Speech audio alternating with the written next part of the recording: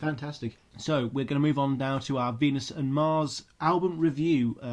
We've obviously spent far too long talking, but I can talk about the Beatles ad nauseum, possibly forever. So, tell me, Ken, is Venus and Mars an album that stands out to you at all in your mind? Do you remember it at all when it was first released, or was it slightly a bit too early for you there? It was slightly a bit too early for me, but I vividly remember buying it for the first time and just opening it up and being blown away by the packaging that was done by Hypnosis, of course. Paul was brilliant in the ways in which he would approach each new album, and he would work with really the finest in the business at the time, as we know, they were also working right with Pink Floyd and others, and they would create just these fantastic packagings with posters, and the interior of the record labels would often be adorned with the thematics. Mm-hmm. I remember peeling that album open and immediately noticing that it was recorded in New Orleans for the most part, which is where we had lived for a while as a family, only recently when it came out. And in fact, we had moved probably right about the period in which they were coming into town.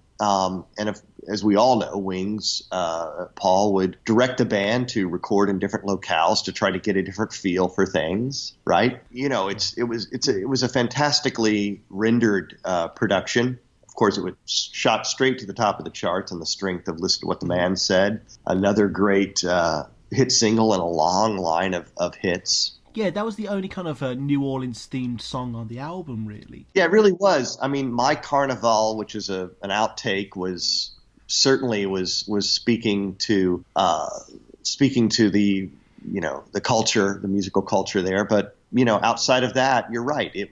But Wings would do that, wouldn't they? I mean, you don't necessarily hear Nigeria on Band on the Run. You don't necessarily hear the Virgin Islands on London Town.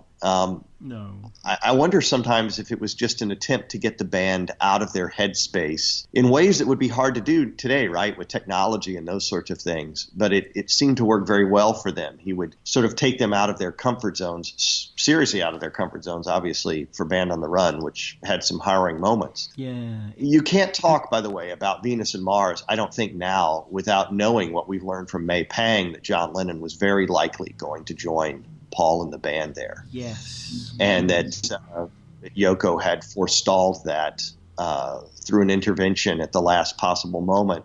And you can only wonder what might have happened if Wings had John Lennon's edge, his sense of edginess that was always such a wonderful emollient to Paul's rich sense of melody on that record and maybe succeeding records. To me, it's the shadow that's behind the Venus and Mars story that we didn't know for many, many years. And I've had opportunities to speak with May about that. And she tells it in heartbreaking ways about how really well they'd connected in 73 and 74 and this kind of expectation that John was going to be there in New Orleans. Oh, it is one of the biggest what-ifs of the whole Beatles story. And I think ultimately it is, yeah. Yeah.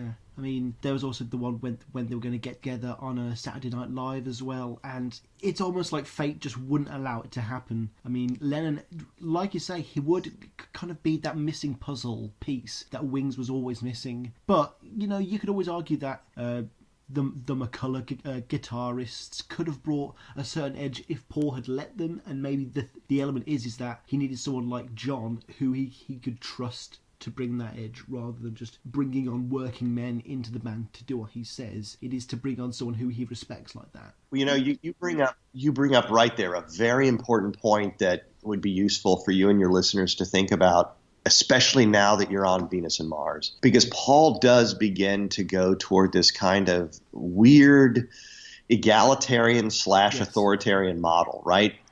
With Wings, Paul is the man. There's no other way to put it. He is obviously the star of that show. Having said that, to try to, to temper that obvious storyline, he tried to be egalitarian in the sense that you can see it really starting with Venus and Mars. He wants everybody to have their own moment. Not just Denny Lane, who had his own career as a songwriter going, but as you said, Jimmy McCulloch, or later Joe English. Even Linda has a track on Speed of Sound. So you see Paul trying to trying to push those boundaries so that everybody feels like they're part of this enterprise. But at the same time, he is the guy calling the shots, right? So if there's a tension in Wings, it is this idea that he's trying to fit everybody in, but it's still his band. And he's the one who runs off with the lion's share. I think you can essentially break down Venus and Mars into two halves. The first side one, is essentially a mini McCartney one-man show where, the obvious band leader takes definitive centre stage. And it's clear that, he's kind of creating this album to support the live experience that the crowd who's going to that live experience is going to pay for, which is to see the ex-Beatle in his prime doing what he does best. That's absolutely right, and it's a great example of bold ambition, isn't it? Saying all of the venues you plan to play with this band that you are setting up to be a global phenomenon. It's really quite something. Madison Square, et cetera, in Venus and Mars rock show. Yeah, it does have shades of the Wildlife era of, Paul, just let the band settle in for a little bit before you try and define what they are. Don't fix what isn't broken. And it does push the band to the edge of what you could call like egalitarianism. It does seem a little forced whenever they do come on, and the unfortunate fact is, no matter which way you can sugarcoat it, Paul's songs are always the better ones consistently on the album. Though you could say Medicine Jar on this one, for example, in particular, is a standout track in its own right. No Words on Band on the Run was another one for me, but it doesn't, they never seem to have that input that you really would miss if they weren't there. No one ever seems to have a presence but Paul on the recording at all. It all goes back to that John Lennon quote, all of Wings' music is just Paul McCartney music. And whenever there's a new lineup like this, that always feels stronger again. Side 2, we were given these songs away. Paul, you can go on side 2, and we have Denny Lane and Jimmy's song, and it's mixed in with the flabbier parts of the album. Listen to What the Man Says, probably the only other remarkable track on that side of the album, and it does seem like they're being brushed to one side a bit, and it is the smoking gun that kind of reveals how the album, for me at least, ultimately runs out of steam towards the end.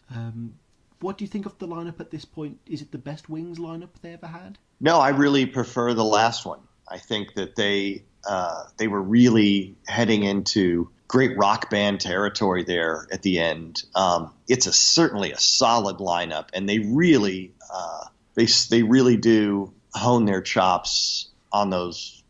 I forgot how many dates it was. Was it 90 dates on the Wings Over the World tour? I mean, they really something like that. Yeah, it's mad. Yeah, I mean, they go through a very impressive transformation, and you can hear it as you go back and listen to various moments on that very long tour. When I think about Venus and Mars, I really do tend in my head to start to I do tend to not think a lot about those non-McCartney tracks, although Medicine Jar just really does tend to stick out in one's mind, knowing what happens to Jimmy McCulloch and his own when he dies at 26 from his inability not to stick his hand in the medicine jar. So that's a deeply ironic and sad track in a lot of ways. I mean, he's already an addict, and it's going to kill him. Yeah, I'll never forget when I read about his death in Rolling Stone magazine, and Paul said, this is sad. This kid had a spark. And, we know now that part of the reason he had to leave the band was because of his deep, deep addictions that were taking place. And what a fine guitarist that he was. And you can hear it all over the records, particularly the Venus and Mars and Speed of Sound, and of course on Wings Over America. The guy could drop in a great guitar lick at any moment and very effortlessly, quite skilled. But when I think about the record, there are some amazing high points. Venus and Mars Rock Show was a wonderful medley. Again, it's a kind of a great example of big ambition that Paul would make good on, as we know. You got a great song in Love in Song. That is a wonderful tune. A very underrated tune. Absolutely. To me, it's right up there with No Words. I mean, that is a fantastic song. And it's got the great use of that deep synthesizer push at one moment. A great example of how you can use the synthesizer very melodically and sort of not as synthetically as we would see in the 1980s. But of course, if anybody's going to pull it off, it'd be Paul McCartney, right? Yeah. My wife and I were actually listening to Ram on a long drive on Friday. That sounds like heaven to me, Ken. That sounds like absolute heaven. Well, and you know, one of the things we would stop and talk about was the way Paul would invent a guitar lick and just put it in the song in the same way he would do with the Beatles. His sense of melody at various moments and timing, the ability to put in a lick to really drive one part of a song into another phase is unparalleled by anyone. And that is what separates the Beatles. All of that beautiful ornamentation, either by him or John or George, just incredible. But that beautiful synthesizer push, and I think you know what I mean, right? Oh, yeah, definitely. It's during the Happiness in the Homeland part of that song. Yeah, exactly. It is overwhelming. It is isn't fantastic. I mean, when you talk about George Martin, what he would look for in music is the tingle factor, Very right? good word for it, yeah. That part you look forward to, and that is a moment of the tingle factor. You can feel it. It's an incredible moment. I feel like with that song, a lot of people either are really touched by it or find it very blasé and very throwaway. But we'll get onto these specific songs. We're going to go through in order in a moment. Just one last quick question before we kind of dive in. One of the obvious comparisons is to Band on the Run. Obviously, Letting Go is seen to be the Let Me Roll It of this album, for example. Rock Show has very similar veins to Jet. Do you feel like McCartney wanted to make another Band on the Run type mega album, or do you think that it could even have been done if he tried? I don't know that he was necessarily trying to use those tropes and to fall back on that familiar territory. I don't think he's doing that. I think they end up doing that because that's what's comfortable for them. But I see those all as being different songs. It is hard to follow Band on the Run, though. I mean, how do you follow that successfully? Well, but he did. He made good on it. I mean, this is an album with a number one song and it's a number one record. It presaged a massive world tour that included, Speed of Sound and Wings Over America. So I think he makes good on it, quite frankly. So what made Band on the Run the classic that this isn't then? Is it just the quality of the songs? Because in the last episode, I likened Band on the Run to a Beatles album in its quality. It's the only time he ever did it. He made an album as good as something like Revolver or Rubber Soul. What is it about Venus and Mars that just kept it away from, at least in the wider public zeitgeist's eye, being a true classic album? Well, I mean, I think history is the reason why Band on the Run's important. It came along at a moment when Paul needed a huge triumph. His back was against the wall. The band quits. They go to Nigeria. He snatches that victory out of the jaws of defeat. The Beatles have just, dissolved their partnership. So, it's an enormously interesting moment in their career, if you think about it. And that's what's happening in that moment. So Band on the Run can never be divorced from history. It's a quintessential 70s album. It does have enormously successful tracks. Is it as good as, to my ears, I don't know that it's as good as Tug of War.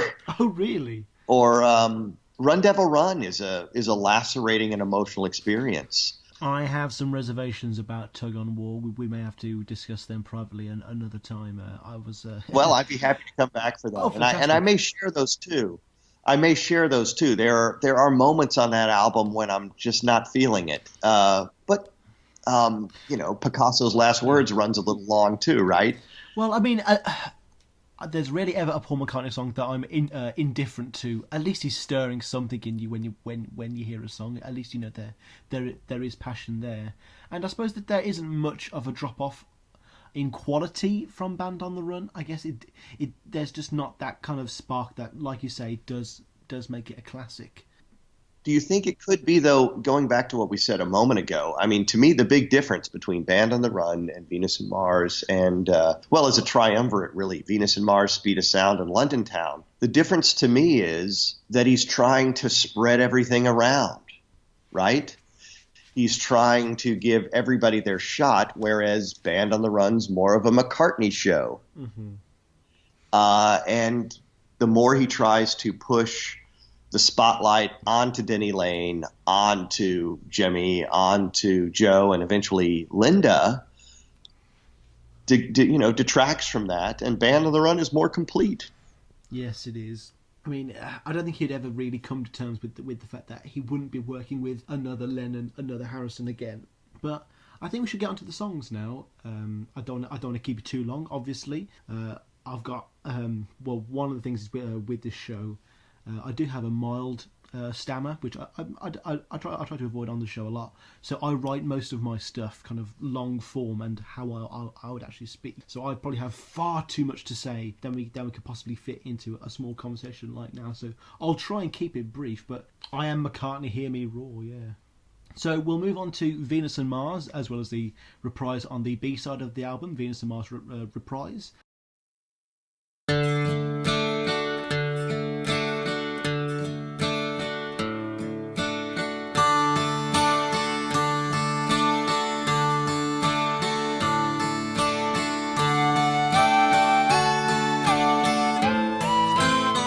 I must admit, when I popped on the black, thick vinyl of Venus and Mars onto my record player, I did have kind of Red Rose Speedway levels of trepidation and worry. I did not recognise a single track on the track listing, and I just felt like it wasn't the best of starts. But fortunately, like as soon as you put it on, these sonorous, robust acoustic strings seem to emanate from the speakers. It's like Paul's just giving you a nice shoulder massage. It's very reassuring, and you know that this track is easing you back into this world. It is trying to reassure you, and it's letting you know that McCartney is back. It is a real fantastic opener through and through, and it is the perfect kind of rock opener that this kind of album needed. Many people point to the rise of David Bowie and Elton John and Pink Floyd, the latter of whom McCartney had already aped in Lou, the first Indian on the moon, from Red Rose Speedway as well. And all of these contemporaries that McCartney's seemingly taking a little bit of inspiration of is creating a world that's very interesting, and it's a very nice new texture. Obviously a lot of sequels, especially in movies, whenever they run out of things to do, they'll kind of do in space. So now we are Paul McCartney in space, and it could have been really cheesy, but it's reassuringly good. Ken, what do you think about this track? Or tracks, sorry. Yeah, if we're talking about both Venus and Mars and the reprise, I mean, you really are talking about a stage setter. The idea of waiting for the show to begin, right?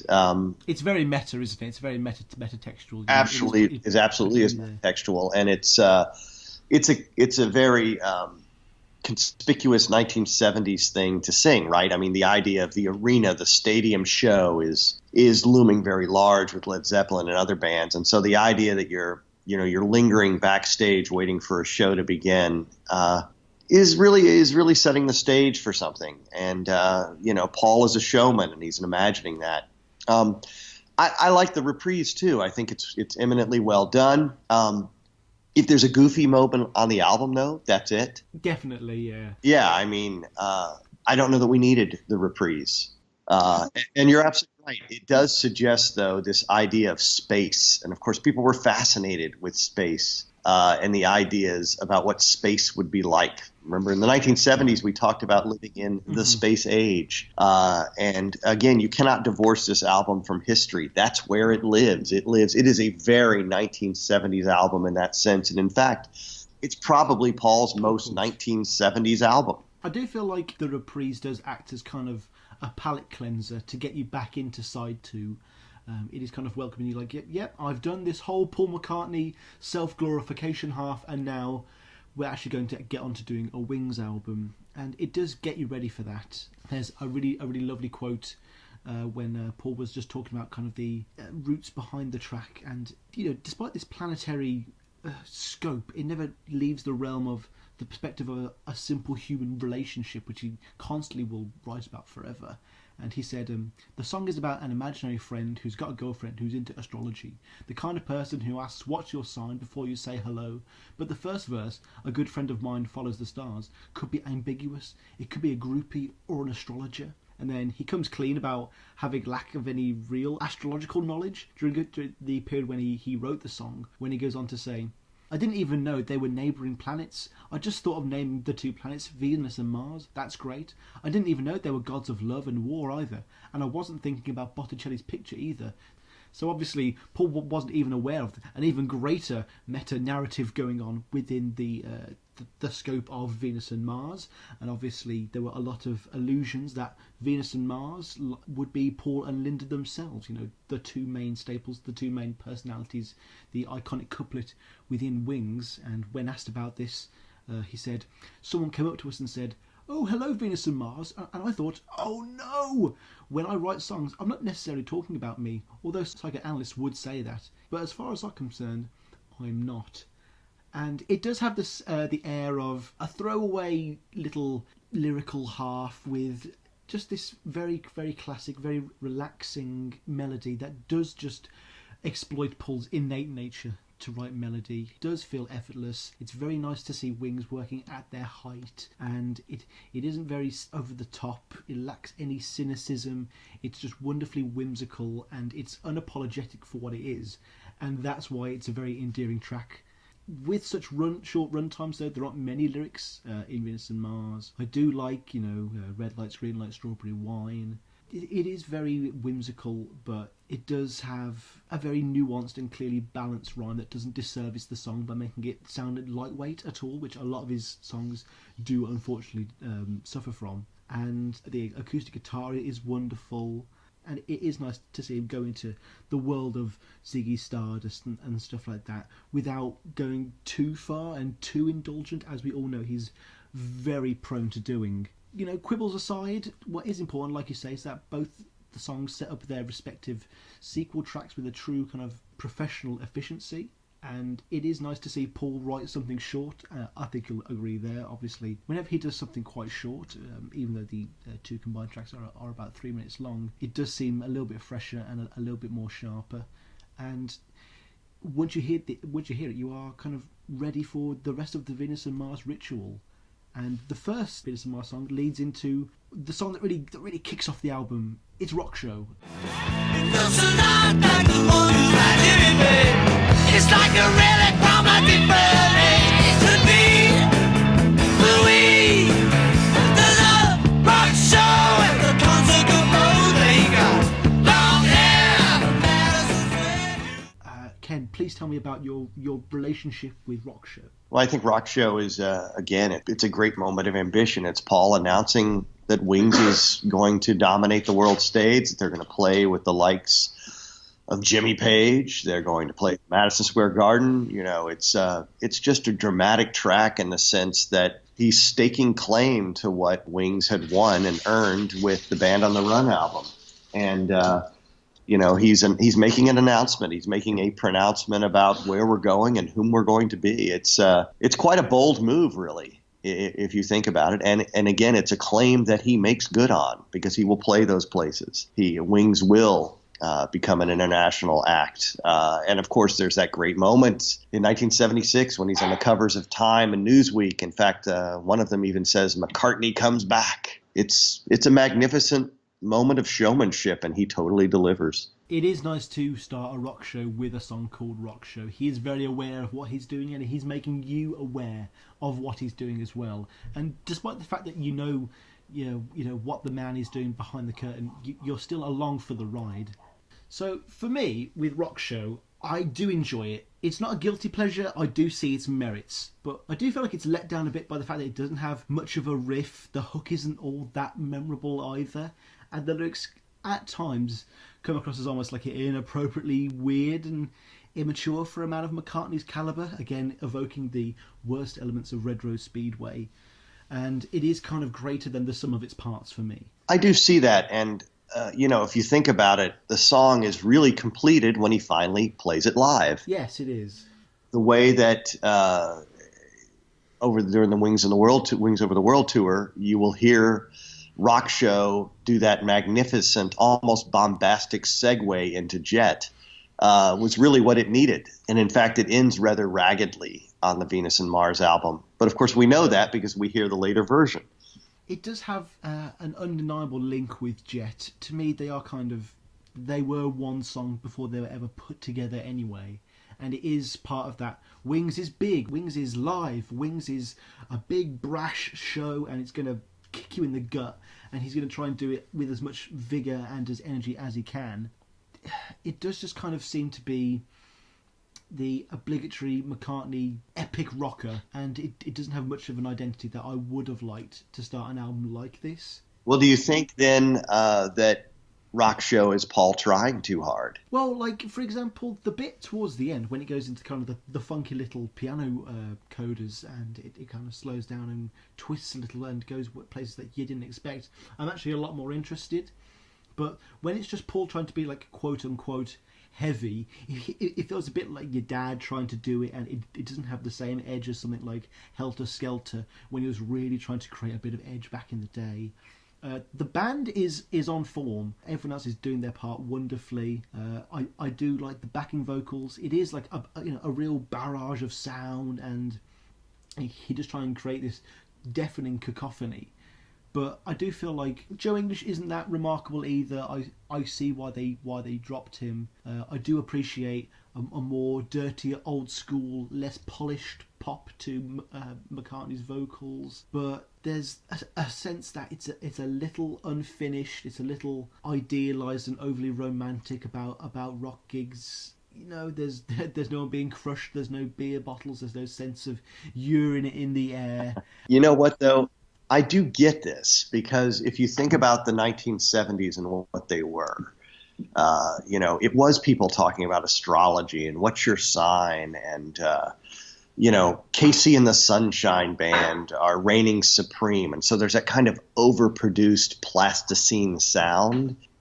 Venus and Mars, the album, and this song in particular fit inside that mold. I mean, even the cover to me, when the two balls, the planets rather, when you think about those would be something somebody would have on display on a bookshelf, right? As kind of pop art. So Venus and Mars is 1975. It's smack dab in the middle of the 1970s. And the song Rock Show is the kind of, as you just said, the slickly romanticized imaginations of what a rock show would be. Fortunately, as you and your listeners will discover, it isn't what they did when they go out on tour necessarily with Wings Over America, which is more of a guitar experience, thank goodness, than the albums that precede it. Yes, it is. So it's almost like an amendment to the Constitution. He knows that it probably should be done this way from now on. Did you ever, you've just given me a thought that I think is important when we think about this part of their career.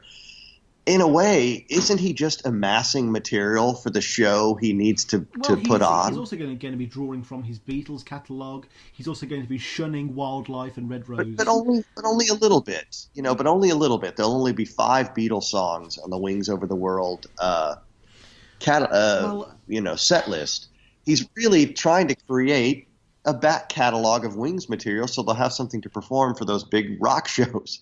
Well, I've already spoken about this on the on the context half of the show, that it's not really a concept album in that sense, but the fact that there is this predetermined notion that all these songs will have to play to a live audience. They will have to play to a live rock gig audience on a big transatlantic American continental tour, and it does kind of not hamper them, but it does box in a lot of the sounds, and there aren't as many, like you say, left turns as possibly there could be on an album like this. A song that is a left turn for me was actually the next track on the album.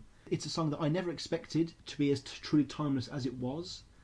And, there's a period on almost every Paul album where you go in and you expect something that, is going to be passable, but then it kind of shines through and resonates with you, and also feels kind of deceptively current and relevant. And on this album, for me, that is Lovin' Song. I can't go wrong. Loving song. Loving song. I can see the places that we used to go to now. If I had to pick a title, in Paul McCartney's entire career at this point that would, sum up what he does. It is this song. The song is his mantra about what it means to be a songwriter, and it throws a bit of a curveball really, because it isn't as sterile and vapid and as much of a silly love McCartney song as one would suggest. I was more surprised than anyone when Loving Song truly did impact me. I'm not ashamed to say that a tear, a single manly tear, of course, was brought to my eye when I first heard this track.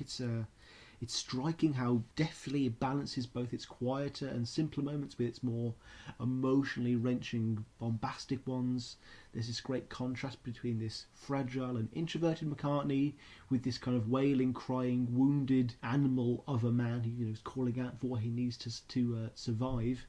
McCartney biographer Peter Carlin is right on the money when he describes Loving Song as a portrait of heartbreak, claiming that it kind of traced the thin line between love and obsession. And it is nice to see McCartney working with an emotion like obsession. A lot of his love songs can be a little flat, a little bit too safe, and going down places that one might expect him to go emotionally, but here, he's with his kind of perfect and innovative melody and all-encompassing production, and working with these kind of darker tones, it harkens back to the recording sessions of Ram. This song works for me because it does remind me of an earlier era of a more innovative solo McCartney that I really am fond of. What do you think of Loving Song? Well, I do. I think it's the standout track, and if any song has been forgotten from the album, it's certainly that one. I mean, it's one that he might have very effectively played live. It's not on Wings Over America, though, is it? It's not on it? No, it is not. I don't know that it... I'd have to go back and study my notes. I don't know that it ever makes a set list. But, I mean, it's the kind of song he might have pulled out even in this century and played as a kind of show-stopping number. It has a lot of great drama to it, and as you said, it touches on the idea of obsession, but also the need for balance, happiness in the homeland. It just has great drama to it, and even the way it's drama, but not melodrama. You got to give him some production credit too. There's a bit of a ragged ending to Rock Show, the previous track, and the way that it emerges out of the ether of Rock Show is deceptively powerful. It does seem to come too early on the album, and on a more conventional album, definitely. You wouldn't have expected this song to come right after. I'd argue the natural sort of successor from Rock Show would have been Magneto and Titanium Man to kind of keep the bounce and the flow of the album going. But the fact that he does place it here does kind of make you stop and pay attention and take it in. It is very stark. I like that you use the phrase drama, but it isn't melodrama, and no, not melodramatic, but certainly drama in the sense that Paul has always had a great sense of pomp. Yes, and it doesn't feel forced, and when the real emotions burst through the floodgates, like it does create these massive waves of this truly tragic, like, emotional tissue, and when you consider how big and loud the rest of the album is, it just shows how Paul can really put a more reserved voice and laid back effect to a fantastic effect, really. And again, you don't expect a song like this on this part of the album, and he does like to pull the rug out from under your feet like that, and it does put you on the back foot, and that does make it resonate all the more. I loved how you referenced earlier Linda's moogie little keyboards that are, a little silly, admittedly, but they do add to that dreamlike quality. And you can almost picture the sleepless nights of the protagonist of the song. And an interesting little fact about this song is the upright bass used was actually the same upright bass used in Elvis Presley's Heartbreak Hotel. Now that I did not know. That is very interesting. Yeah, when you're Paul McCartney, I'm sure you can afford all the Elvis memorabilia that you want. When you say that it is forgotten, I do understand what you mean. The same goes for me with Monkberry Moon Delight. I don't know why that's not a bigger song in wider pop culture knowledge, but one of the big misrepresentations of Venus and Mars, one of the biggest slights against it, is the fact that there is not a single Venus and Mars song on the Wings' Greatest album. That's right, and certainly Listen to What the Man Said had earned its place on that album. It truly had. And you've got two Paul McCartney songs that aren't Wings, quite notably, so it does make you wonder why it didn't make it on. What also must be said about the song is that it's got a relatively short length, which works for all McCartney songs, in my opinion, like I just said. It did receive some widespread exposure when it was the B-side to Listen to What the Man Said. But, you know, like we've said, I can't really recall any other time it's popped up in pop culture. I've never seen it in a film or anything, even though I really do feel like it has that kind of grand cinematic quality to it. It's a song that I'm routinely compelled to commend and recommend, as it did solicit such a profoundly pure and strong reaction in me when I first heard it, you know. And this connection only grows with each subsequent listen for me, as it stands out as one of the most timeless McCartney songs possibly from this whole few years, really. It really does work for me in a way that much of the album doesn't, and it's a shame that he kind of peaks a little bit too early for me here. You know, though, I do vividly remember reading a book called Paul McCartney in His Own Words by Paul Gambaccini. Do you remember that one, that interview book? Yeah, and I vividly remember Paul citing that as one of his favorite Wings tracks. Oh, well, great minds think alike, obviously. It is a song that I will unabashedly love for all time. It is just Paul doing what he does best and getting to make that connection with the listener. I mean, that's all one ever has to do as a recording artist. And Paul does it just so purely and so vividly in that song. And it's almost a time capsule of a song for me. Speaking of time capsules, the next song reminds you of a drunk 45-year-old woman at a university bar. You know, no matter how hard you try, you're never going to avoid it. This song, it's Paul McCartney's answer to the question no one asked. What if Paul McCartney had been a recording artist at the turn of the century? Obviously, you gave me the answer.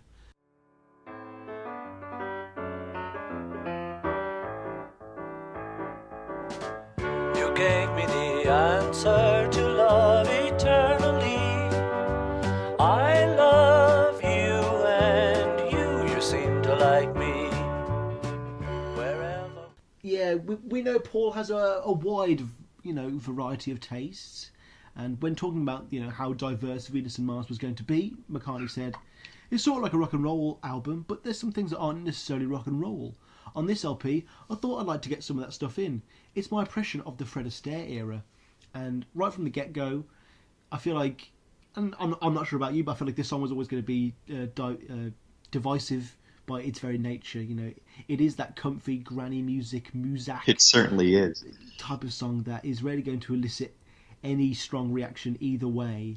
Sure, but it is one of those songs that reminds us why he's a great writer of pop standards. And it is, it's vaudeville. It is Jim Mack. It's his dad, who is arguably one of the biggest influences on the Beatles. I would argue is Jim McCartney and the idea of Tin Pan Alley, and those old jazz standards. You hear this over and over again. When I'm 64, it's Honey Pie, right? It's the great song on Back to the Egg, Baby's Request.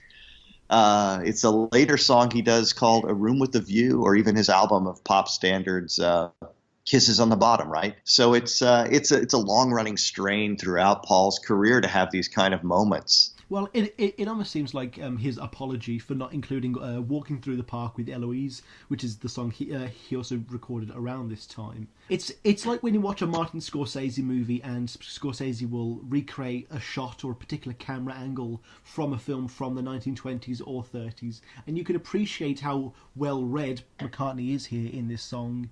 He is faithfully recreating a song that does sound just like it's from the 1920s.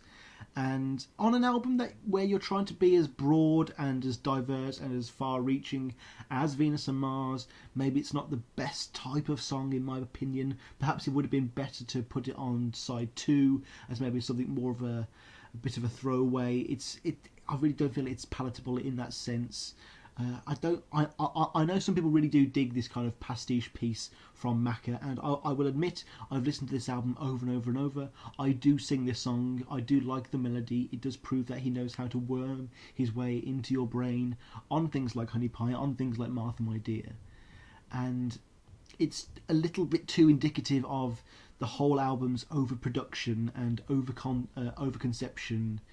and it just seems a little bit contrived to me, and it falls a little flat as a result. The melody is undoubtedly containing the McCartney flair that, you know, takes the song out of the humdrum era, but it almost feels like Paul is trying to test us, give us the ultimate challenge to see how far we are willing to put up with some of his more beige musical tastes. This isn't a song that belongs on Venus and Mars to me. I could see that too. I mean, I think it's an authentic part of him, just like he'll perform with its horn backdrop, warm and beautiful on Speed of Sound. To me, it's a very authentic part of Paul McCartney, author of pop standards. But, you know, I do have to agree with you in the sense that, you know, unlike Honey Pie, which fits in very nicely on the crazy variation that exists on the White Album, this isn't that album. And so in terms of and it wasn't going to be that album. You know, the White Album is a masterpiece and a masterwork unto itself. So it probably never had a hope of succeeding in that way. And I do agree with your earlier point that Magneto might have come in better by this point as a continuation of the sort of bouncy 70s vibe he had going at the beginning of the record. I think one of the things that legitimizes Honey Pie that I think Lennon never addressed was Wild Honey Pie, and I think that the fact that it did have that kind of wild, crazy, avant-garde pretext to it did kind of allow you to forget about its twee, safe, kind of bland nature to it. Well, sure, and the White Album, you know, it's so diverse. What you have to enjoy with the White Album is the diversity, the swings. You know, you're going from Your Blues to Mother Nature's Son. You've got Helter Skelter and then Long, Long, Long. I mean, the swings are enormous in that record, and it's the Beatles. Revolution 9 to a Good Night's probably the biggest of them all as well. You bet. Yeah. Do you not think Paul's voice is a little bit misused on this track as well? I don't feel like Paul's voice is built for that 1920s crappy old gramophone falsetto. No, I do agree. And I would argue that as far as rock and roll goes, from about 1967 through really the very early 1980s, Paul has the best voice in the business. He has the most power, the most range. He can create many different accents with it. You know, he's got the Elvis voice. He's got the Hey Jude voice. He's got all those different textures. He's got the screaming voice of Helter Skelter. And he has amazing vocal control. It does seem like a waste here. The better version is on Wings Over America, where he really just lets it fly as a great little live track. Isn't that just the same for this whole album? You can pretty much just have a big stamp, just copy and paste. This song is done better on Wings Over America. Oh, I would even agree about a song we're going to talk about later, and that's Listen to What the Man Said.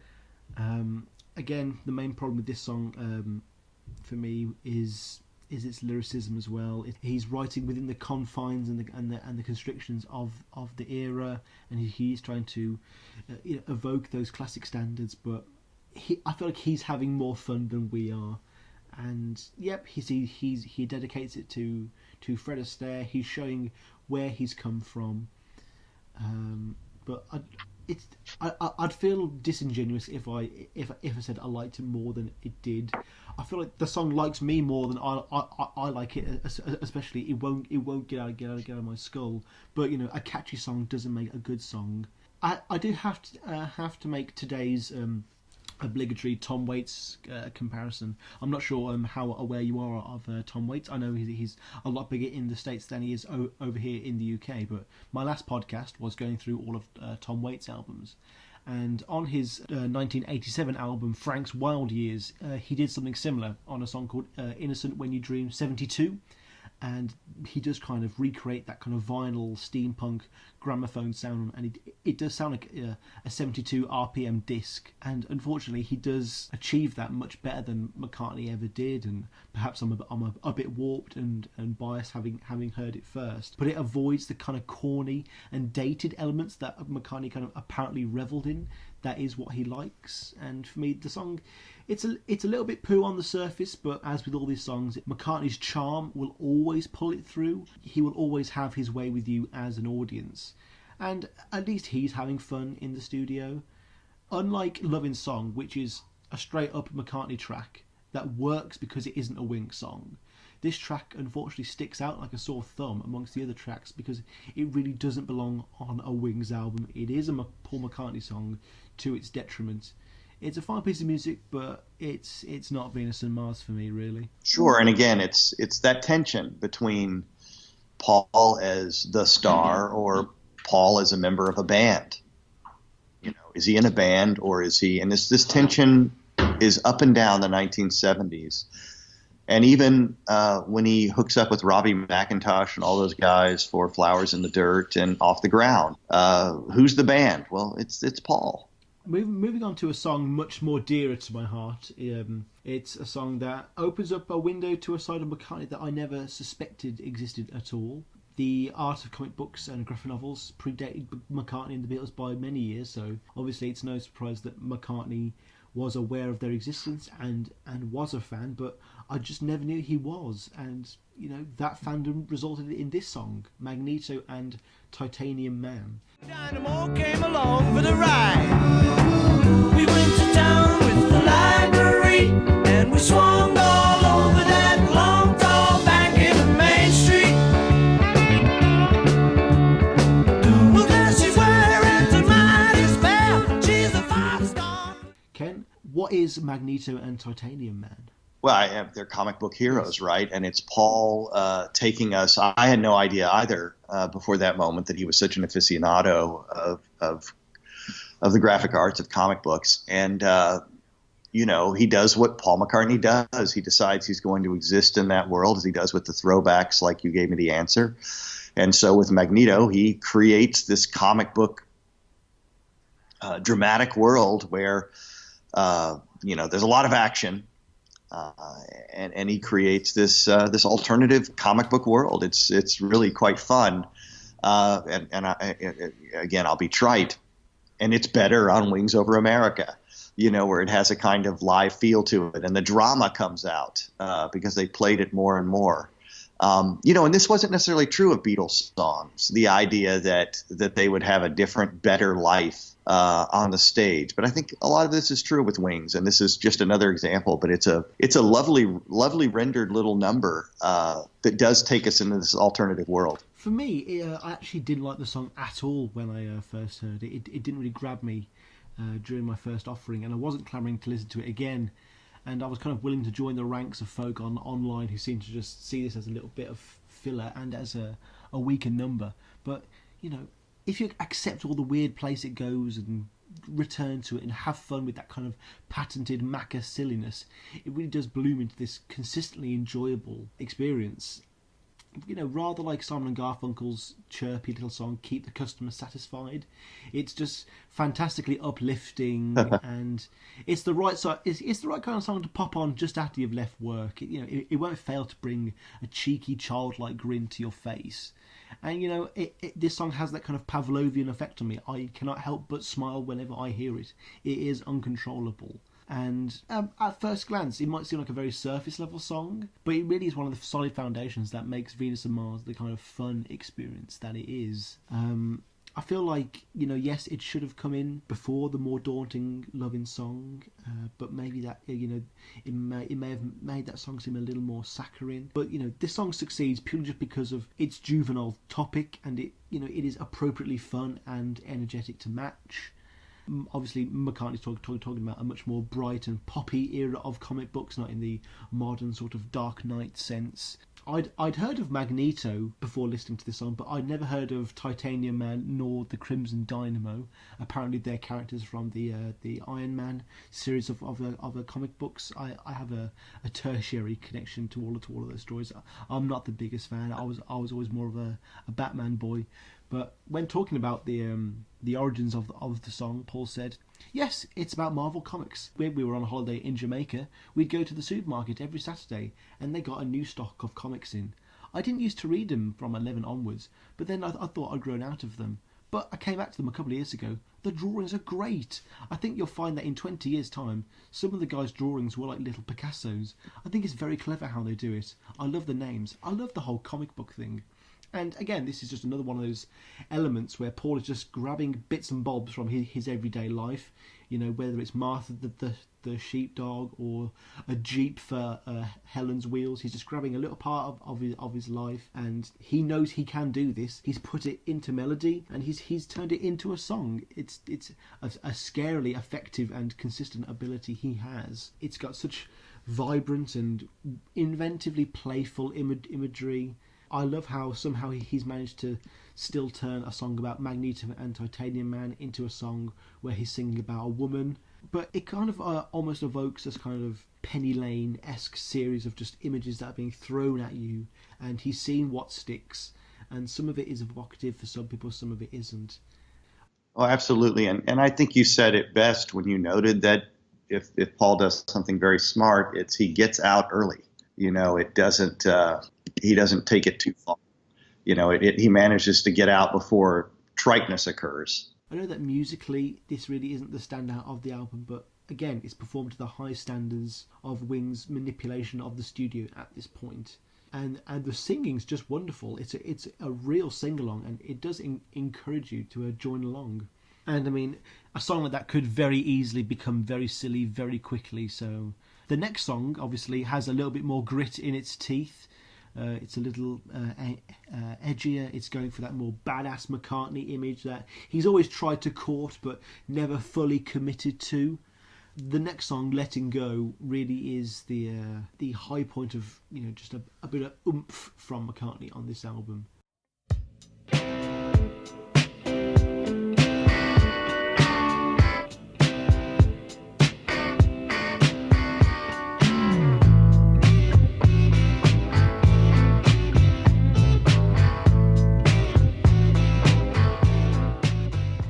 If Rock Show is Jet Part 2, this definitely is an attempt to recapture kind of the grand magnificence of a song like Let Me Roll It, which on Band on the Run did come in around this point on the album. It did kind of have these loud silences that makes you stop and pay attention to the kind of epic scope that's going on. And again, like that song, it's a simple one. It's one of the few songs on a first listen that also stood out to me. It has a decisive lack of bells and whistles to it, you know, which on a very wild and wacky album is a great move just to step back and add a hint of that bluesy mood that Denny Laine had kind of envisioned for Wings all those years ago. Do you still think this song holds up? Oh, I absolutely do think it does. And, you know, you nailed it when you said it is one of those badass moments. And they are so rare, which is why they always stand out. When McCartney does something like this, or Let Me Roll It, you do pay attention because you do know it's rare. Well, it is rare, but you know, part of why it succeeds and why he succeeds in so many other genres is, you know, because he can, right? He has this kind of range. He can break off a song like Let Me Roll It and a song like Lovin' Song or Martha My Dear or what have you.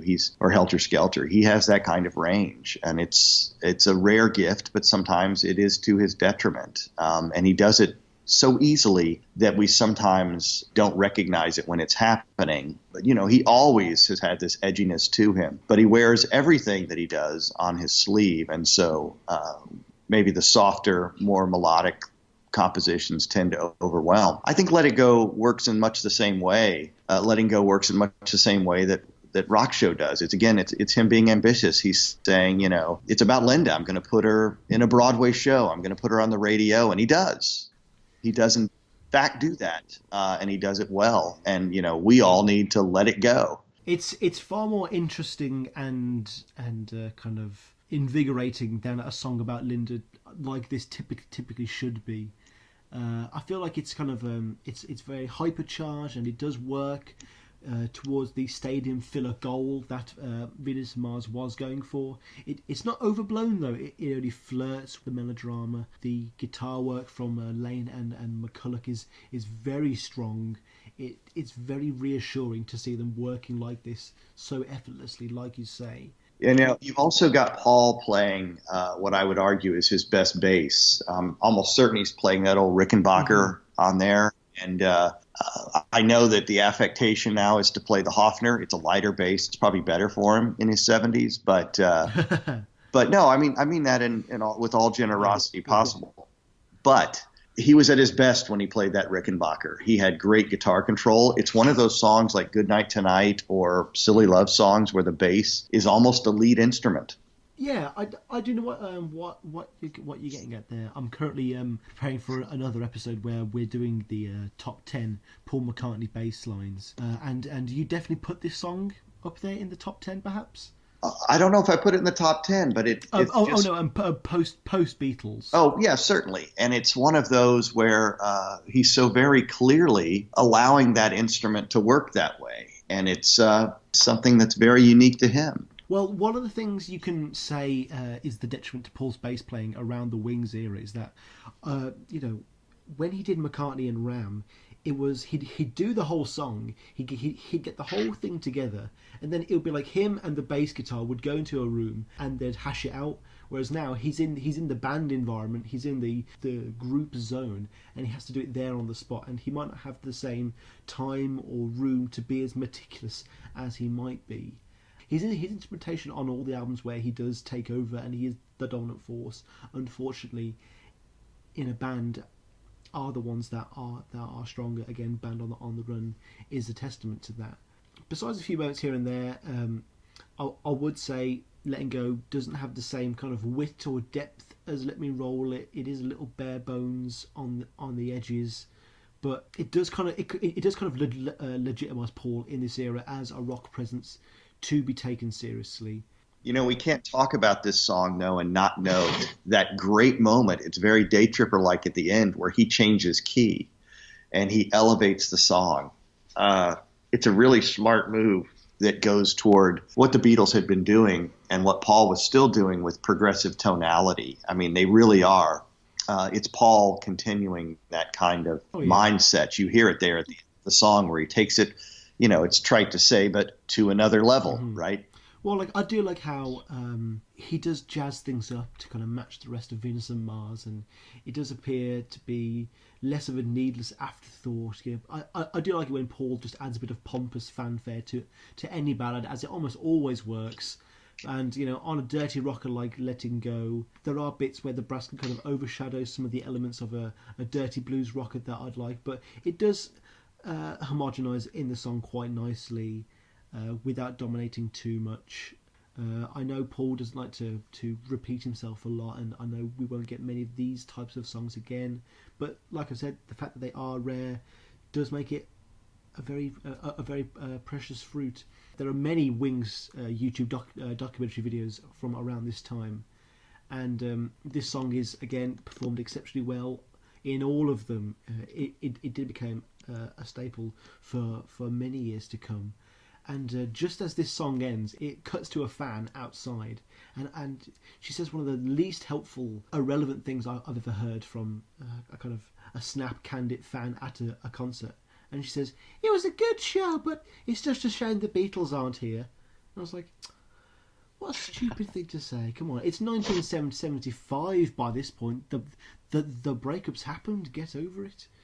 We're actually going to jump onto side 2 now. We're at the halfway point. We're going to skip the Venus and Mars reprise. We've already talked about it, and we're going to talk about the song that is Denny Lane's next kind of contribution to the band. Following No Words from the last album, it was always going to be a hard challenge.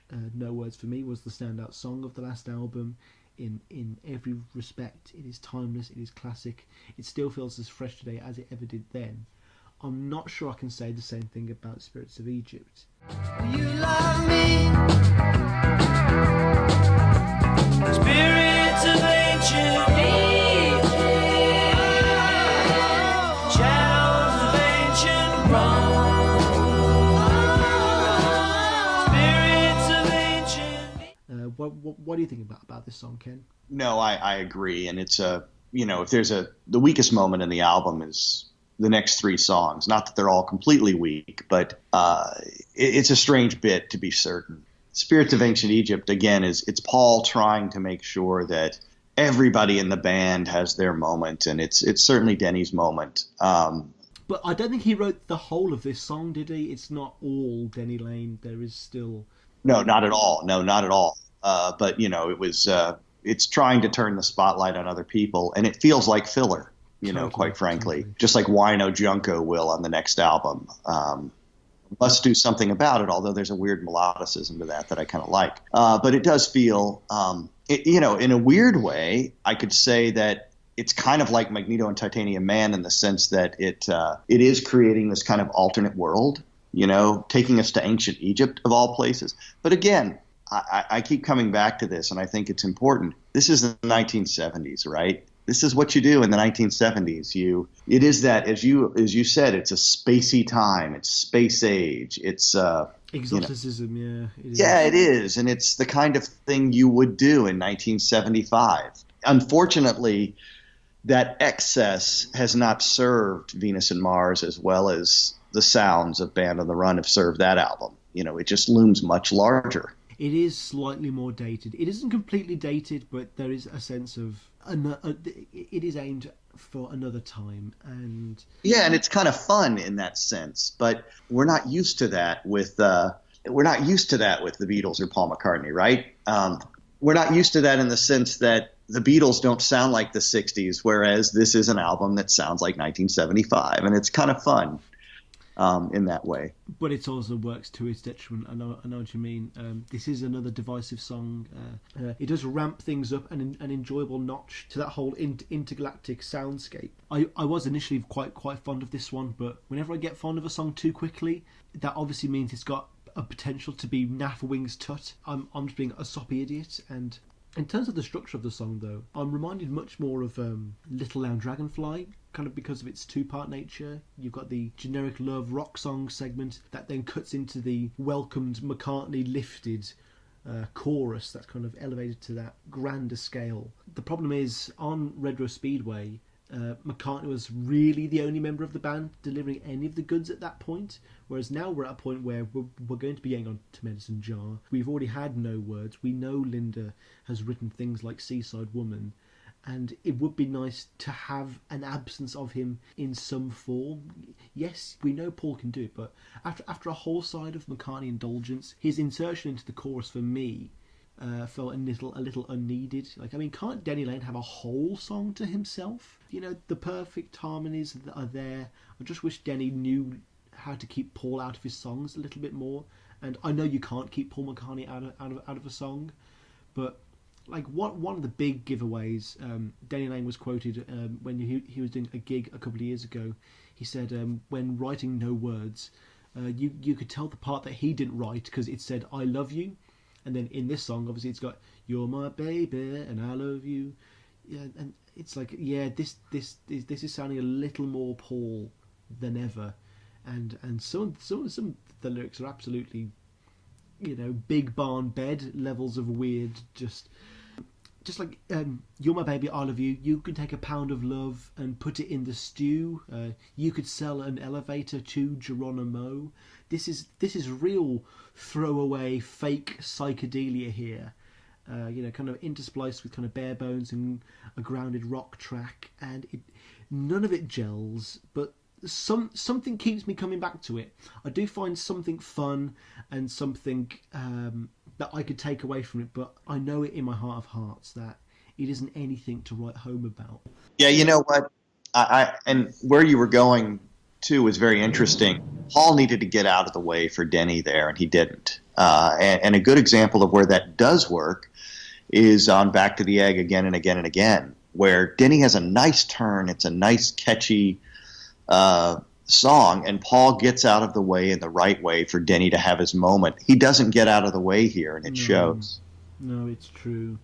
The fact that Denny didn't do a lot of these shenanigans in the song is probably one of the song's greatest benefits. The fact that we know it is, it's there, it's serviceable, it's one of those songs that exists within the group of, it works on the album to an extent, but, you're not going to see it on many playlists. Next up, though, we have the song that is the real curveball of the album. I wasn't expecting Spirits of Ancient Egypt, but I really wasn't expecting this one much more either. Follows is probably one of the strongest debuts in the Wings catalogue from an outside member. This is Jimmy McCulloch's first song, Medicine Jar. You say time will tell, I hope that's true.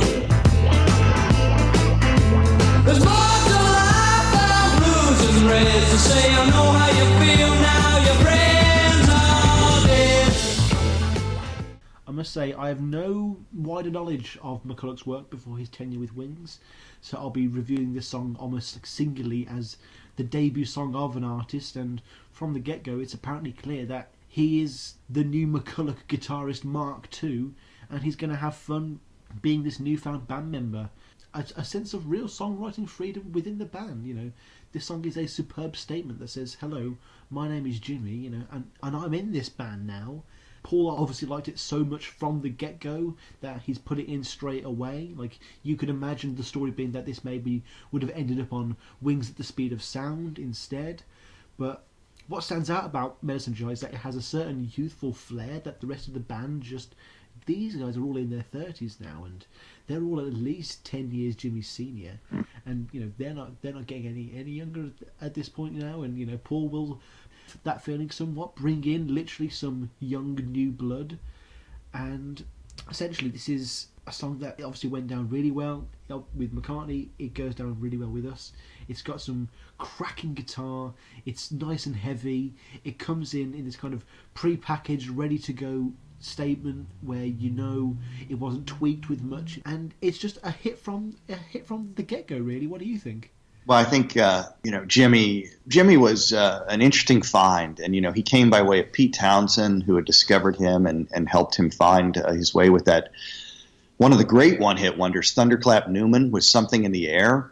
And Yes. you know, Jimmy had just really exploded onto the scene, and Paul was in many ways fortunate to have access to him, and Jimmy access to Paul. And Jimmy had some fine years. Medicine Jar, though, is signaling the struggle that Jimmy already has. He's living the rock and roll life, and it is killing him. And he can't keep his hand out of the medicine jar. So we know that to be true. But as you said, the guitar intro is just a great lick. I mean, from the moment it starts, it's a great song. And it makes it a standout track. It shows that you know, this is a rock song right up with the likes of Letting Go and Let Me Roll It. I mean, it has just a wonderful riff to it. It is an immediate classic. It's a Wings classic, but it's still a classic. It's just a profound signature for Venus and Mars. It's a great pick-me-up. I know you've said it's around these three songs that is the weakest area of the album. So does that apply to this song? I think it's weak in the sense that, thanks for giving me a chance to clarify. What I mean is it's weak in the sense that the album never feels like it's progressing in the logical order that it might have had if you had mixed up these songs a bit and put them in other places.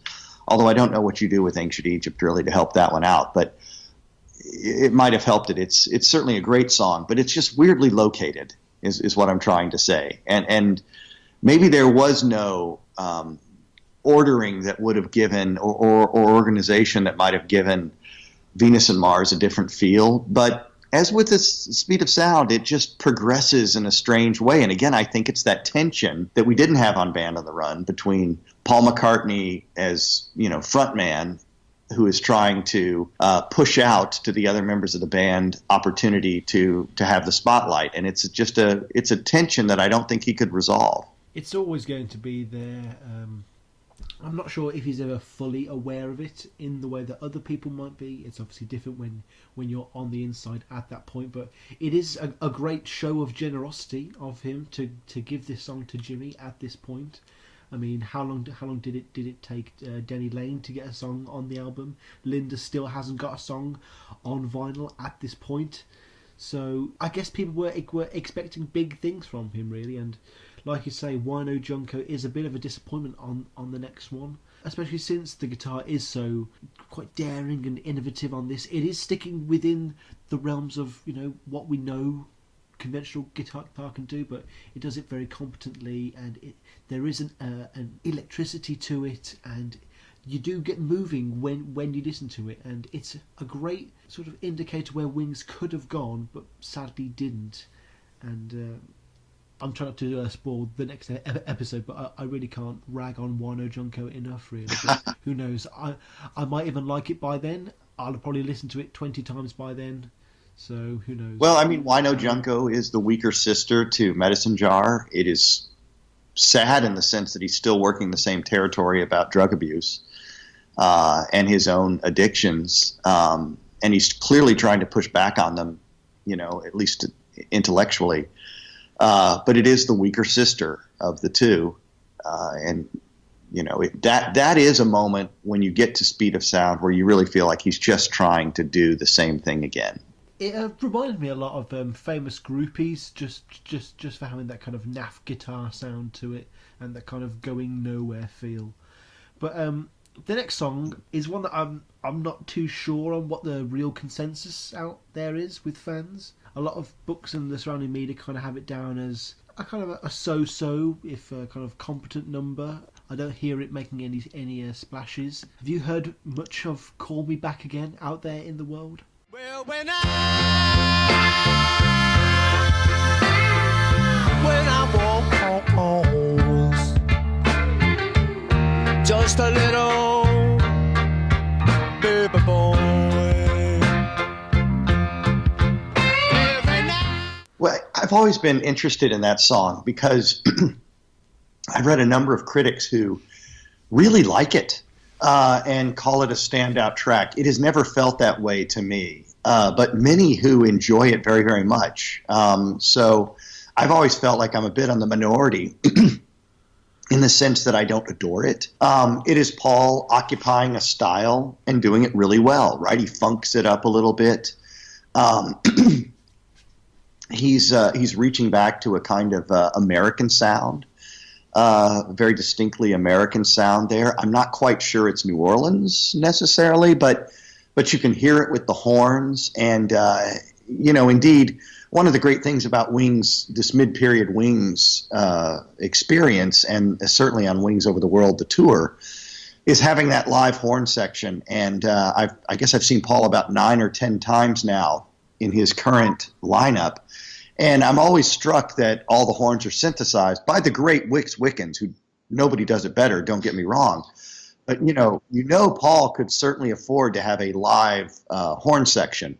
And, having a live, crisp brass and sax section really punches up songs of this nature, and as it does on Wings Over America. So I certainly don't love it, but it's highly competent craftsmanship, and it's highly competent, again, in Paul fully enveloping himself in a different style.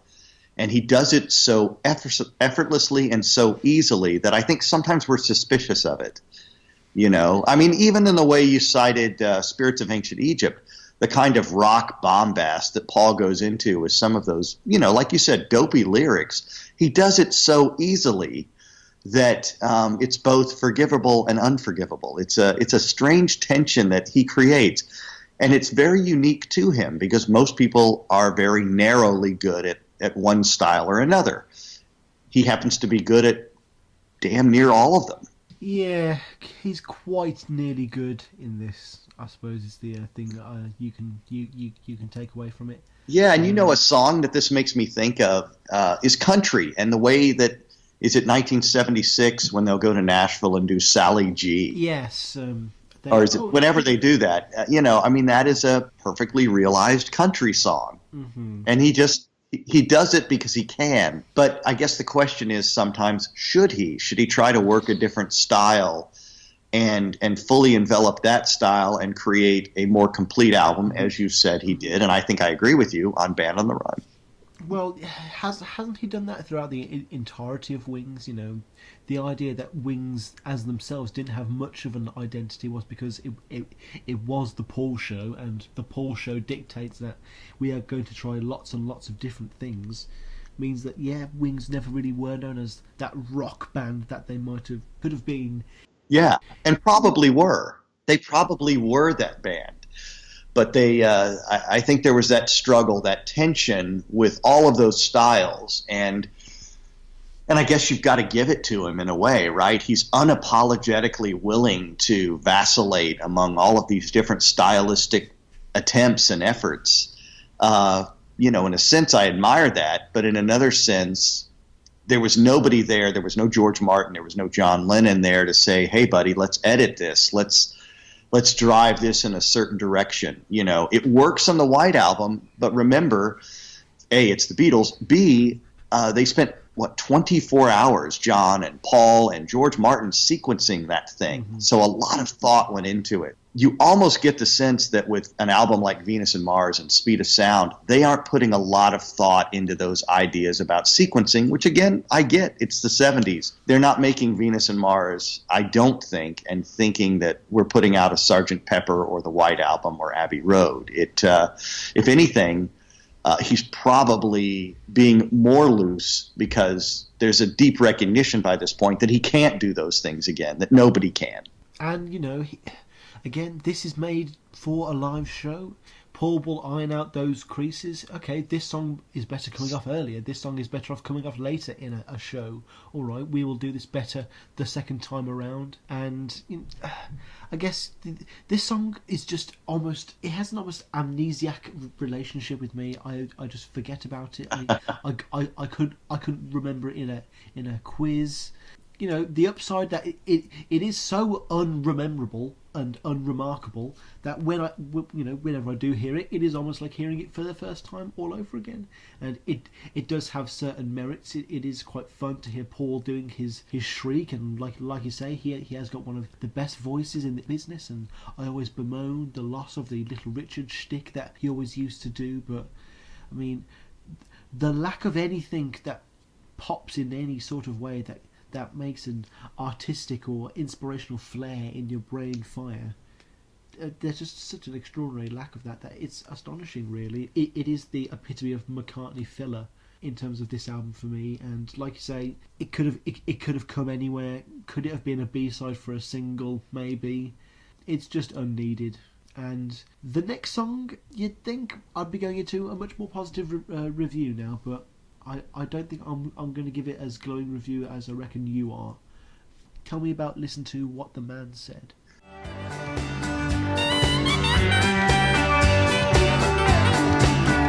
Oh, yes, indeed, we know that people will find a way to go no matter what the man said. Love is fine for all we know. For all we know, our love will grow. That's what... Yeah, and we may diverge here. I like the rest of the album very much from this point forward. And Listen to What the Man Said, it's a great pop standard. It's a number one song. And I do remember what we talked about earlier. I think it should have been included on Wings' Greatest, and it's strange that it's not. It's an elastic tune in the sense that probably the better version of it, to my ears, is the Wings Over America version, which has a slightly faster tempo, a little bit more get up and go to it, and it really takes off. So I think of those as almost Listen to What the Man Said 1 and Listen to What the Man Said 2, and I kind of like 2 a little bit more. I think it's a little better on Wings Over America, where it's got that get up and go. You can almost hear him kicking it off with that faster piano cadence on Wings Over America. But I like it very much. It's a kind of big, bouncy 1970s pop hit, even with the sound effect kiss loaded into it. Soldier Boy kisses girl. Yeah, that was very cartoony and almost unnecessary. But, you always find yourself forgiving McCartney for such things. Do you know what it sounds a little bit like to me? His good friend who was killing it in this part of the 70s, Steve Miller. It's a bit of a Steve Miller big bouncy thing. The way he would have all those sound effects in those big hits of the 70s. Paul's kind of doing some of that shtick here. The big Dave Mason guitar, the heavy duty sax. It's a big pompy 1970s tune. I do like how a lot of the brass is handled by Howie Casey by this point. He's kind of one of the unremembered and often overlooked members of the band at this point. He's always solid whenever he does perform. He sure is, and Howie deserves a shout out here because he's still doing it with his great band where they perform a lot of these songs. And it's obviously very, very small club shows now, but he's still out there, doing his thing. Yeah, he's kind of like the Billy Preston of Wings, or the Eric Clapton of Wings. For me, this song isn't one that brings the house down. I find it perfectly fine. It's kind of essential light radio friendly music, And it does feel almost non-Wings in its style. It does seem overly forced into being something else that maybe it could have been something a little bit more conventional for me, perhaps. It is, the one that does have the most obvious direct link with New Orleans, and Paul gives us kind of a very cheesy New Orleans feel to me. Like, this doesn't feel like this could be something that would be featured on HBO's Treme. It just feel like, a kind of relaxed melody that's, it's warm, it's mellow, it's familiar, it's jovial, but it doesn't go past anything just generic light, peppy, joyous dance tunes. Though it has to be said, the core melody for the song, like so many mediocre Paul McCartney songs for me, cannot be denied. This is the best kind of McCartney mass market appeal for this type of track, for this type of album, to get it out there, to get it heard. And it utilises once again his almost supernatural ability to create pleasurable tunes. Though this isn't one that's going to plumb the depth of the human experience or challenge the audience in any way.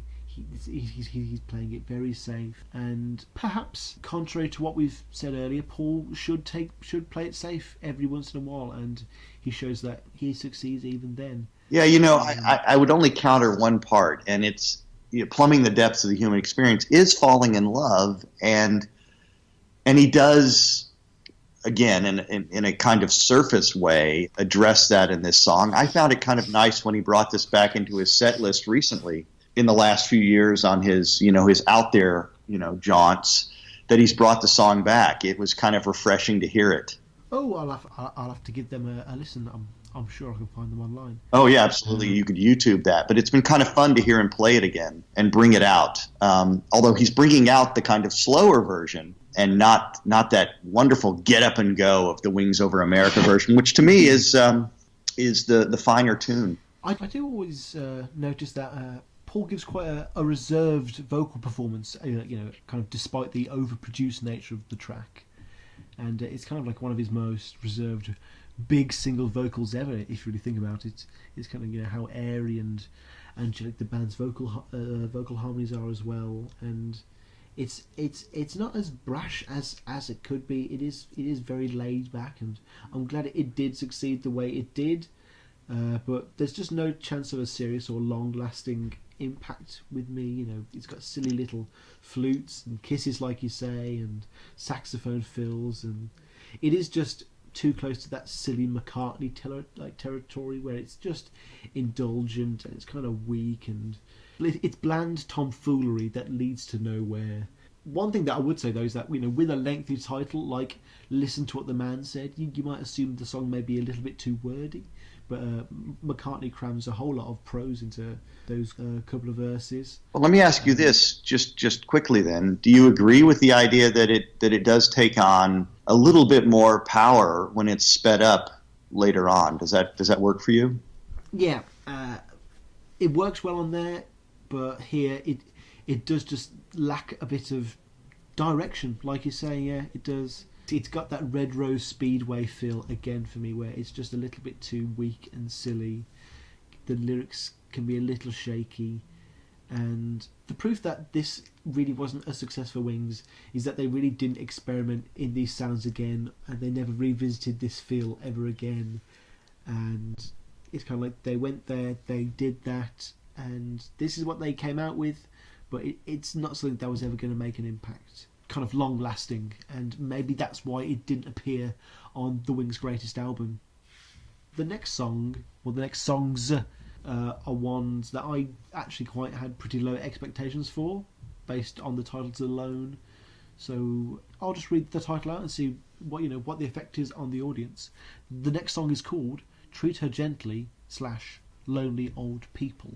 In our lives away, bit by bit, to lonely old people. Now, this song signals for me what I call album lethargy, whereby the overall whole of the album has failed to truly resonate with me as a whole singular piece of art, and it starts to get a bit saggy towards the end. even with some of the best albums ever, like Tom Waits' Rain Dogs or the White Album, or Songs in the Key of Life, Stevie Wonder, they all tend to run out of steam a little bit by the end for me, and they all felt a little bit long. And George Martin was right when he said the Beatles' White Album probably could have been trimmed down just a little bit. When a single disc can't maintain its energy, it really shows. It really does. And what stood out for me was, even when I first heard it and upon many re-listens, is that there's always a certain sense of dread I feel whenever Treat Her Gently, Lonely Old People comes on. It almost feels like cheesy British TV music like Crossroads that's coming on next. It definitely has, I would agree in the sense that it definitely has that kind of soap operatic feel to it. But, I think that what saves it for me is, and this is Paul McCartney craftsman, right? They're great evocative melodies that, could have been in musicals. It's his music hall sound that probably at some point he should have not been trying to Give My Regards to Broad Street. And he probably at some point in his life, particularly in the 70s, should have been trying to make big stage musicals for Broadway. Because this would have been a standout song on stage. And certainly perhaps in the West End, right? Yeah. It has that kind of sound to it, and he does it really, really well. Does it belong on a rock album? I don't know that it does. I don't know that we have a rock album on our hands. I always like these songs, though, because, again, the drama is there. The drama's there. It has this kind of dramatic feel to it. You mentioned Little Lamb Dragonfly earlier. Do you like that song? I do. It's a little over dramatic, but I do feel like it's one of the best songs on the album, definitely. Yeah, I guess to me it's a bit like that, although I like that better. But it's a bit like that in the sense that I like Little Lamb Dragonfly better. But it's a bit like that in the sense that it has drama and it has him singing passionately about things he cares about, the elderly, treating people with respect and kindness. Little Lamb Dragonfly is about heartbreak and loss, and I feel that pain palpably when I hear that song. And he's great at that. Again, I guess the problem is, how does that fit inside the tension of trying to make a great record album? And it probably doesn't. Yeah, I think the fundamental difference is that Little Lamb Dragonfly is a great rock band song, and this one is just a bit of Paul McCartney at the piano pomp, really. It's kind of there are two halves of this composition, none that really stand out to me.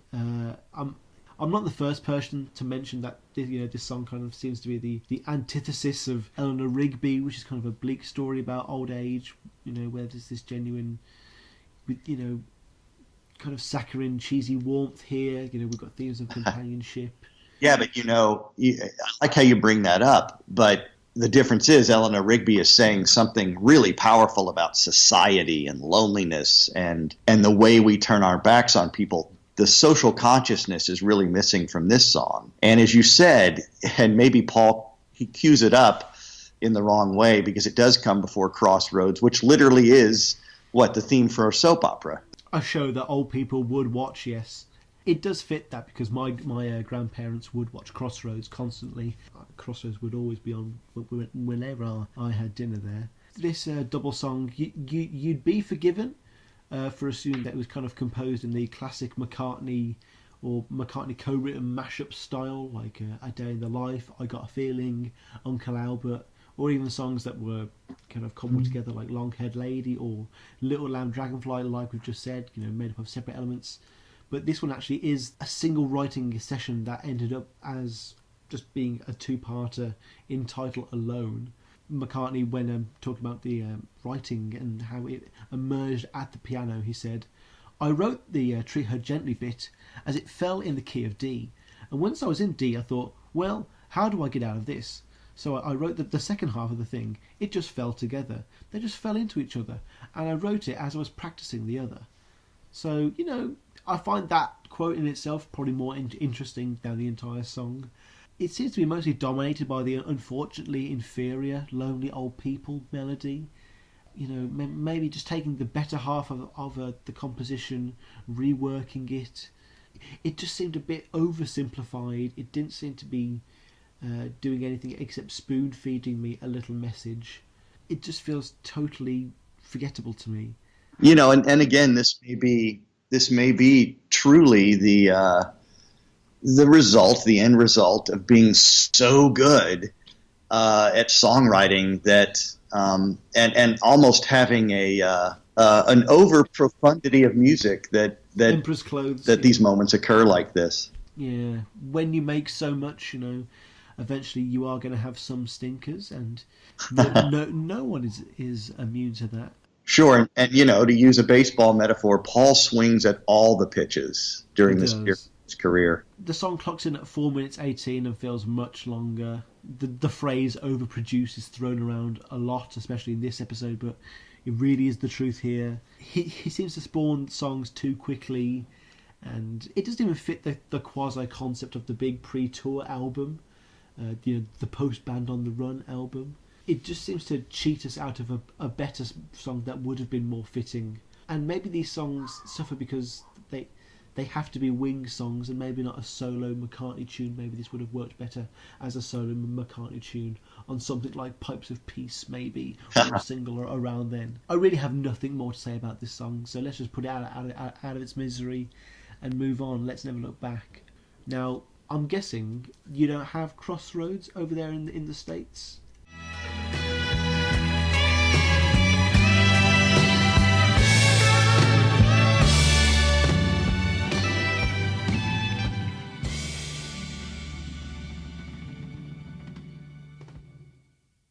Must be split. Has Crossroads been remade over there, or no? It did not. I don't believe was ever in production in the U.S. Although we've reproduced everything else. But I was familiar with the backstory and how it came into being. It's a kind of interesting little instrumental piece, and it sounds like, was it Denny or whoever at the end saying that's basically it?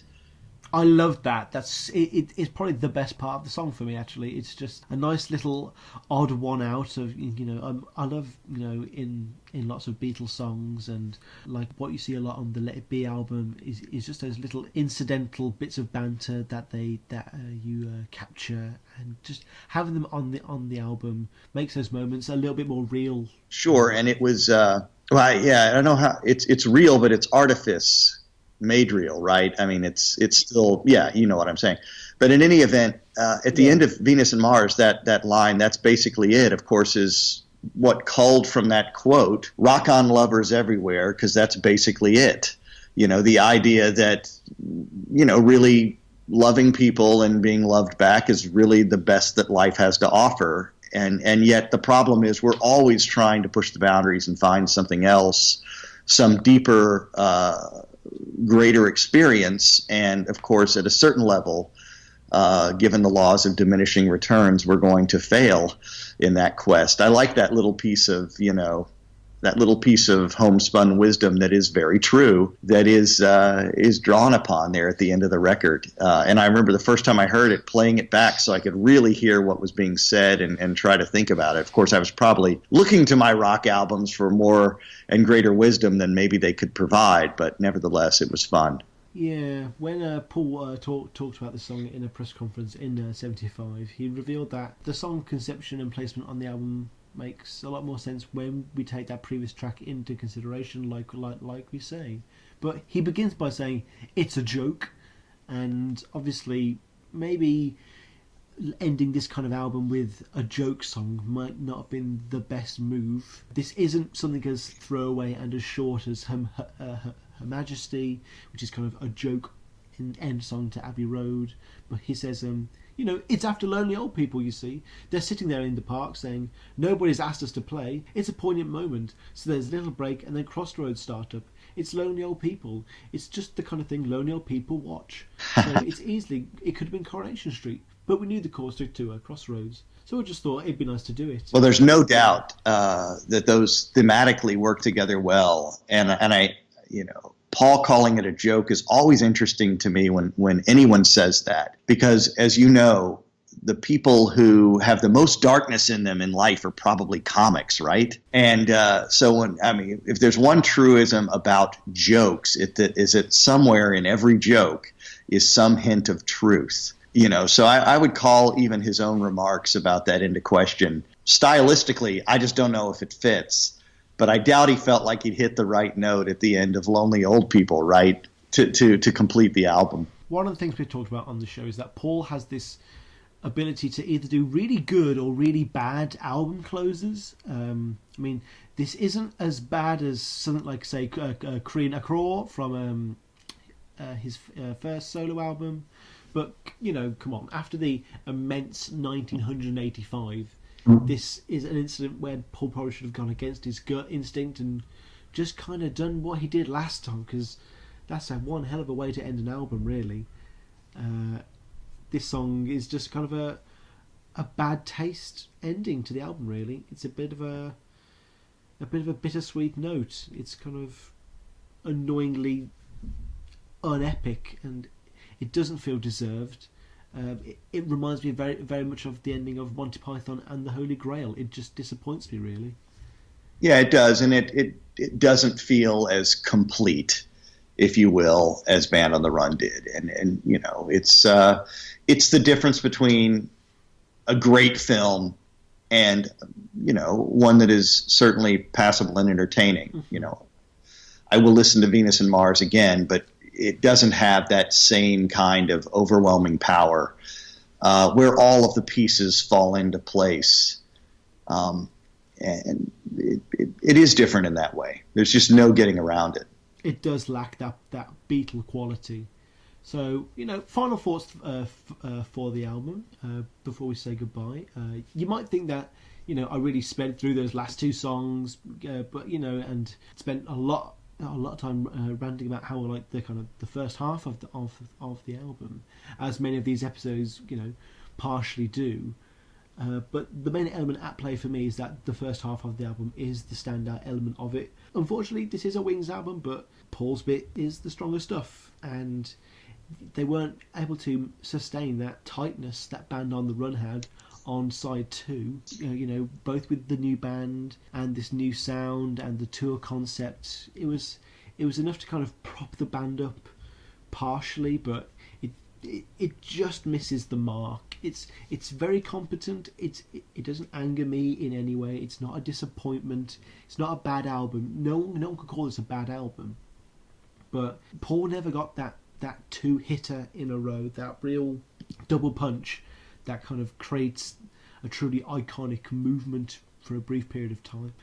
Lennon fans got Plastic Ono Band, followed by Imagine, and a load of big singles around that period. And, I know that's an example of just, a double hitter, but Macca fans never, sustained such a high. There are plenty of tracks on this album, including, album tracks hidden at the back, completely worth checking out on their own. We have a little segment on the show at the end called Cannon Fodder, where basically I'm just every episode compiling a couple of songs here and there, and then at the end there'll be a massive playlist of the true canon of Paul McCartney, the key songs from each album. And I'm going to suggest 4 songs, and we're going to pick 3 of them now. Okay. In Cannon Fodder, I believe the 4 songs that would be worth considering, and we're going to pick 3 of them, are Magneto and Titanium Man, Letting Go, Listen to What the Man Said, and Lovin' Song. What 3 do you think would be the most iconic there and worth passing on to, say, the next generation, hidden in one of those cryogenic freezers in the Arctic for future generations? Well, to my ears, I would keep Lovin' Song, Letting Go, and Listen to What the Man Said. Ooh, see, I'm not sure I can drop Magneto and Titanium Man. I do have a very strong connection with it. One of my best friends does as well. When I've shown him this album, we both kind of connected on this song. But you know what? You're the first guest on the show who's reviewing an album with me, so I'm going to trust your opinion. I will cross that one off now. On the Cannon Fodder this episode, we have Letting Go, Listen to What the Man Said, and Lovin' Song. Obviously, we've chosen those 3 because I guess they are the most competent songs of the album. They are the ones that feel the most kind of effortless, I suppose. They work on their own and within the album as a whole as well. Two of them got significant play. Two of them got played live, but unfortunately Loving Song is a bit of a black sheep in the discography, really, which is a shame. It really is, and I would enjoy it if in some way it gets a second life at some point.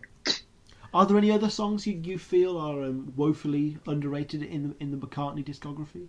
Oh, Daytime, Nighttime Suffering is a wonderful tune. Lovin' Song, absolutely. I think Baby's Request is probably the finest version of one of his throwback music hall numbers.